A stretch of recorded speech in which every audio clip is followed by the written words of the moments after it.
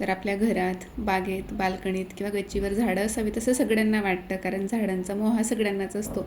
पण मग ते लावल्यानंतर त्यांना आपण त्यांची काळजी कशी घ्यायची हा प्रश्न बऱ्याच जणांना पडलेला असतो. आणि म्हणूनच आजच्या व्हिडिओमध्ये आपण पाहणार आहोत उन्हाळ्यात झाडांची काळजी कशी घ्यावी यासाठी काही सोप्या आणि उपयोगी टिप्स. त्यामुळे व्हिडिओ शेवटपर्यंत नक्की बघा. तर नमस्कार मंडळी, स्वागत आहे सगळ्यांचं आपलं पुन्हा एका नवीन व्हिडिओमध्ये. तुम्हा सगळ्यांचा आजचा दिवस सकारात्मकतेने भरलेला व आनंददायी असा जावो अशी साईंचरणी प्रार्थना करते.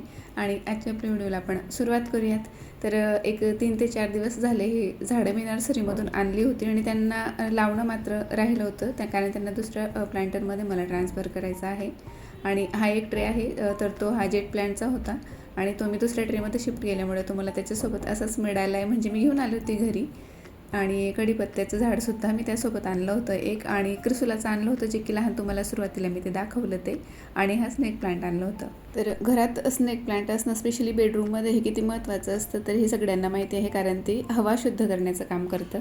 बऱ्याचदा काय होतं की बऱ्याच जणांना झाडांची हौस असते, ते घरात आणतात सुद्धा, पण नंतरून त्यांची योग्य ती काळजी घेतली जात नाही, त्यामुळे ते खराब होतात. आणि कुठलेही झाड असो किंवा काही इतर गोष्टी असो, एखाद्या गोष्टीकडे जर का आपलं दुर्लक्ष झालं तर ते तर खराब होणारच ना. त्यामुळे झाडांची थोडी तरी काळजी घ्यायलाच लागते. थोडा वेळ आपल्याला त्यांना द्यायला लागतो, जीव लावावा लागतो, कारण झाडांनाही सगळं समजतं. इव्हन आपलं बोललेलं सुद्धा समजतं झाडांना, असं मला तरी वाटतं. कारण आपण ज्या भावनेने त्यांची जतन करू किंवा त्यांची केअर करू, तर तसंच ते आपल्याला त्याचे बेनिफिटसुद्धा देतात. आणि झाडांच्या सहवासात सकाळची संध्याकाळ कधी होते हे अजिबात लक्षात येत नाही मला. तर जेव्हा कधी लो फील होतं, काय होतं, तर मी माझ्या बाल्कनीत जाऊन बसते किंवा एक चक्कर तरी तिकडे मारून येते. अचानक मूड आपला फ्रेश होतो आणि छान आपल्याला वाटायला लागतं.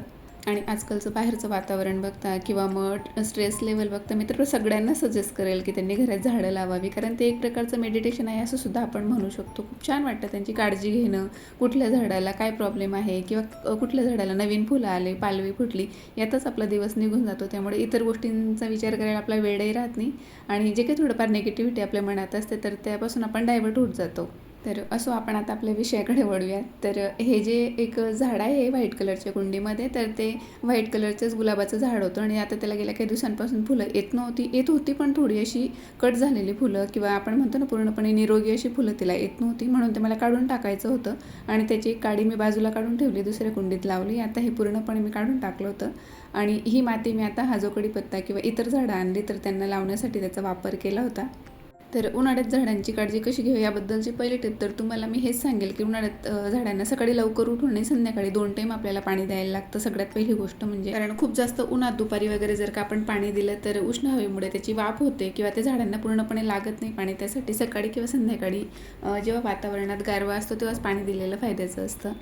त्यानंतर झाडांना सावली द्या, कारण खूप जास्त जर का कडक उन्हात तुमची झाडं असतील तर ते जळू शकतात. म्हणून शक्य असेल तर झाडांना नेट किंवा मग कापड तुम्ही त्याच्या आजूबाजूला गच्चीला बाल्कनीला लावू शकता. किंवा मग ज्या झाडांची जागा बदलत राहा, ज्यांना खूप जास्त उन्हाची गरज नाही त्यांना आलटून पालटून उन्हात ठेवा, ज्यांना आहे त्यांनासुद्धा. आणि खूप जास्त जर का तुमची झाडं उन्हात असतील, बाल्कनीत असो किंवा गच्चीवर वगैरे, तर माती ओलसर ठेवण्याचा प्रयत्न करा. झाडांची मुळाभोवती सुकलेली पानं, गवत किंवा नारळाचे शेंडे वगैरे जे काही असतात तर ते आणून त्याच्या आजूबाजूला ठेवा, ज्यामुळे की ते पाणी शोषून धरतात बऱ्याच वेळपर्यंत आणि झाडं सुकत नाही फारशी. आणि सोबतच आता उन्हाळा म्हटलं की उष्ण हवा ही आलीच, हवाही जास्त सुटते बऱ्याचदा दुपारी वगैरे. तर त्यामुळे काय होतं की धुळीचे कण हे झाडांच्या पानांवर जमा होतात. त्यामुळे 2 ते 3 दिवसांआड सगळी झाडं ही त्याच्यावर पानांवर स्पेशली त्यांचा फवारा करा जेणेकरून ते स्वच्छ होतील आणि त्यामुळेच झाडाला थंडावा मिळतो आणि ते आणखीन ताजंतवानं दिसतं. आणि इथे आता माझी सगळी झाडं जी काही आणली होती ती मी ज्या कुंड्यांमध्ये मला लावायचं होतं तिकडे ट्रान्सफर करून झाले. आणि त्यानंतर आता हे झाडं तर धुवूनच घेतली मी, त्यासोबतच कुंड्यासुद्धा धुवून घेते, कारण हे छोटं प्लांटर मला घरात ठेवायचं आहे, ज्यात की मी ते क्रिसुला लावलेलं आहे. आणि उन्हाळ्यात ऑलरेडी झाडं स्ट्रेसमध्ये असतात, त्यामुळे जास्तही खतांचा वडीमार करणंसुद्धा खूप त्यांच्यासाठी नुकसानकारक ठरू शकतं. त्याऐवजी आपण शेणखत देऊ शकतो, ज्यामुळे की ते मातीची गुणवत्ता सुधारताना झाडांना हळूहळू पोषण देत राहतं. आणि वॉटर सोलेबल आपण देऊ शकतो NPK, पण त्याचं प्रमाण खूप कमी ठेवायला लागतं. आणि माझ्याकडे तर असं आहे की हे सगळी कामं करतात, कारण ते त्या क्षेत्रातून असल्यामुळे तर ते सगळं मला मिक्स वगैरे करून देतात. मी फक्त स्प्रे काय ते करते. आणि त्याचबरोबर आपण घरगुती उपायसुद्धा करू शकतो, जसं की केळीच्या सालींचं खत किंवा ताक किंवा भाताचं पाणी. आणि सगळ्यात महत्त्वाची टिप की कुठलंही खत घाला किंवा काही घाला तुम्ही झाडांना उन्हाळ्यात, पण ते संध्याकाळी किंवा सकाळी जेव्हा वातावरणात गारवा असतो तेव्हाच ते करायचं असतं, द्यायचं असतं झाडांना. कडक उन्हात खत देऊ नका. आणि हे जे जेट प्लांट मी आणले तर भरपूर दिवसांपासून मी एक रील बघितली होती जी की मी ह्या आधीच्या व्हिडिओमध्ये सुद्धा तुमच्यासोबत शेअर केलं होतं. तर तसं काहीच मला बनवायचं आहे म्हणून मी त्याला एका कोपऱ्यात शिफ्ट करून आणलं होतं नर्सरीमधून आणताना. आता त्याला मला थोडंसं कटिंग करायचं आहे, म्हणजे जसा की आकार मला त्याला द्यायचा आहे तर तो त्या हिशोबाने मी त्याला कटिंग करते. नंतर जे काही आपले तार वगैरे असतात सेंटिंग तार, तर ते आणून त्यांना बांधून असं गोल मला झोपडीसारखं करायचं आहे. आणि मग त्याच्या आतमध्ये आपण काहीतरी डेकोरेटिव्ह करू शकतो, जसं की महादेवाची पिंड वगैरे ठेवायची असेल तर, किंवा इतर काही दुसरं. तर त्यासाठी हे आता सगळी प्लॅनिंग चालली आहे. फक्त आता ते छान असं ग्रो करावं झाड. आणि आणखीन एक गोष्ट की मी खूपदा नोटीस केलेली पण मी स्वतः अजूनपर्यंत घेतलेली नाही. मला झाडांना आहे ना पाणी घालण्यासाठी झारी विकत घ्यायची आहे. ही जी बॉटल दिसते माझ्या मागे ठेवलेली, तर ती फक्त आम्ही काही औषधीचा स्प्रे वगैरे करतो त्याच्यासाठी तिला आम्ही वापरतो. तर आमच्याकडे त्या बॉटलला तर झारीच म्हणता, काही दुसरा शब्द असेल तर मला माहिती नाही. मी त्याचा फोटो इथे वर लावेल तुमच्यासाठी. किंवा मग स्प्रे बॉटल आहे आपण म्हणू शकतो. त्यामुळे काय होतं, इव्हनली पाणी झाडांना लागतं. एकाच जागी आपण काही भांड्याने वगैरे पाणी टाकतो तर ते एकाच ठिकाणी असं खड्डं पडतं आणि झाडांचे जे काही मुळं असतात तर ते ओपन होतात. मग सारखी माती टाकायला लागते. माझ्यासोबत आता तसंच होतं. बऱ्याचदा मला आठवड्यातून किंवा 15 दिवसातून मुळं असे ओपन झाले दिसायला लागले की परत त्याच्यावर माती घालायला लागते. तर तेच एक काम आता माझं राहिलं, तेच मला ऑर्डर करायचं आहे. मी बघूनसुद्धा ठेवलं होतं पण ऑर्डर करायचं मात्र राहिलं 2-3दा. आणि हा जो ट्रे आहे तर यात मी आता धने टाकणार आहे, ज्यामुळे की मला कोथिंबीर होईल जेवढी होईल तेवढी, पण काहीतरी उपयोगात आणायचं म्हणून त्यालाही मी आता तयार करून घेते. आणि ह्या ज्या लहान कुंड्या आहेत तर यांच्यातही मला अशी लहान लहान झाडं, नाजूक झाडं जी काही असतात ज्यांना फारसं माती किंवा पाणी, म्हणजे पाणी स्पेशली जास्त लागत नाही, अशी झाडं मला यांच्यात लावून घ्यायची आहेत. आणि माझ्या किचनला एक साईड विंडो आहे, एक समोर आहे गॅसच्या पाठीमागेच आणि एक साईडला आहे. तर तिथे मला जागा आहे, 4 ते 5 कुंड्या मी अशा लहान लहान साईजच्या तिथे ठेवू शकते.